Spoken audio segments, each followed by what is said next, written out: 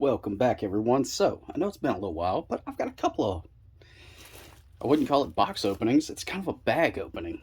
A couple of guns I got at auction here. And we're going to see what this one is. Both of them have something wrong with them. So they're going to be the gunsmith special type guns. But nonetheless, I mean, let's go ahead and see what they are, huh? So, got this baby open. And I know some of you guys like seeing the knives I use on here, so there we are.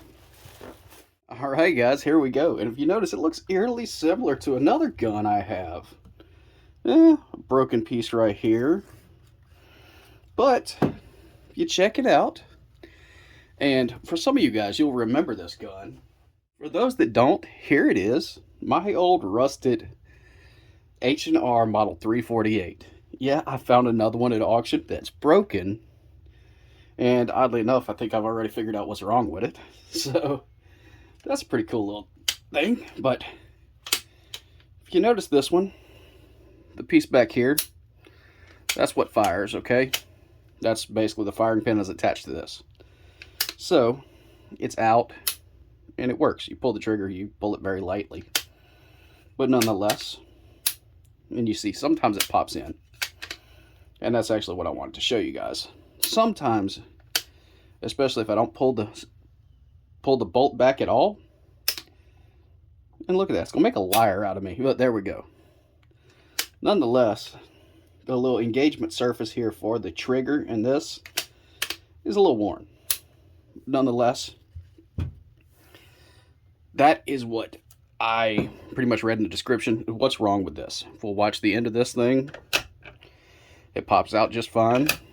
Pull it back, pops right back in. Now I'm going to try it while just holding the trigger forward, okay?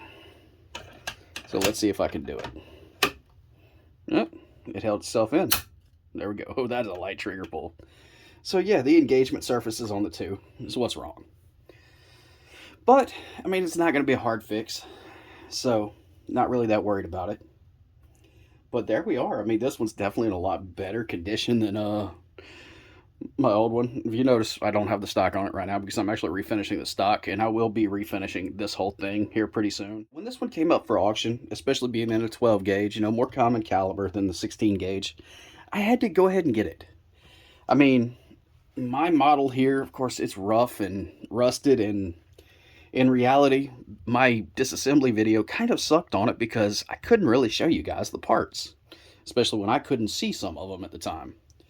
So being able to do an updated disassembly video and all, this is going to be a pretty cool setup. And the fact that I have another version in 12 gauge in a more common caliber, in better shape all the way around.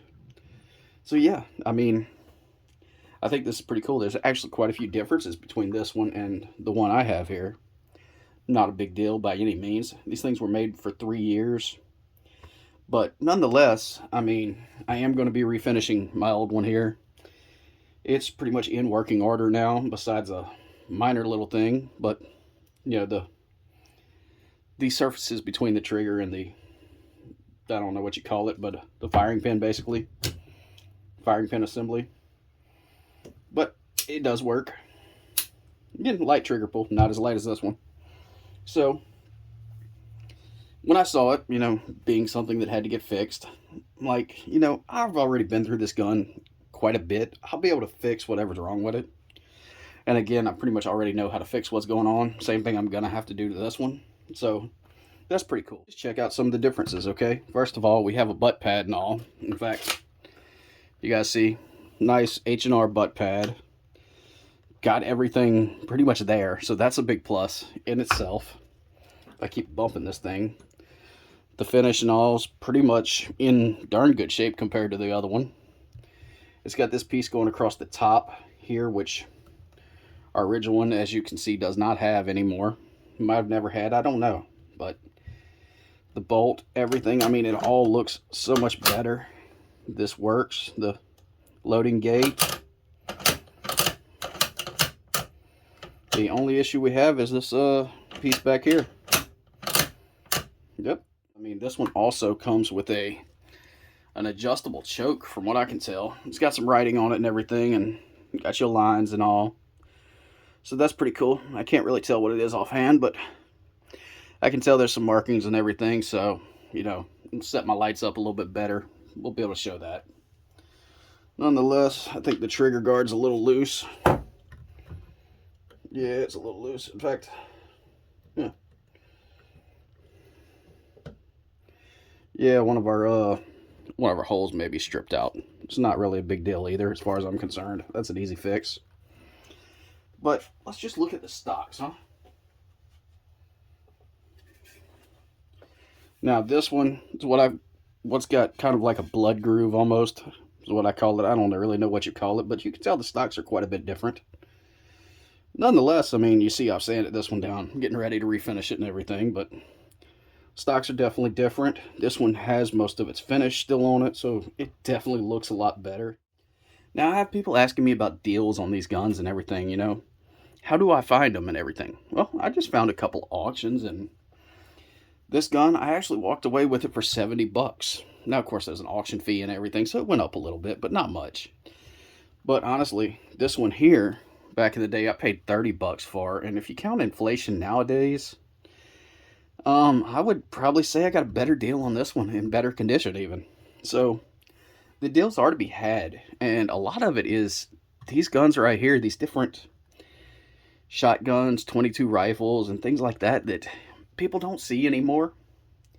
You know, they're not made anymore, but they don't have the collector value of the military guns. They're what I like to call Americana, because in reality, we're the only country with this stuff. You know, most other countries got away from their gun rights and everything, so we're the ones with this huge civilian market of guns. And many old guns, that the kind of guns that somebody's grandpa would have bought, gone into a hardware store, saw on the shelf and bought. No paperwork, nothing like that. That kind of thing. Again, we can't do that today. I had to do paperwork and all on it to get it, but that's how it went back then. You know, these are where the deals are nowadays, I believe. Again, I got this thing for under 100 bucks, and it pretty much works besides one little problem, and had it worked, it probably would have only gone up another 30, 40 bucks. Thanks for watching, everyone. Hope you enjoyed.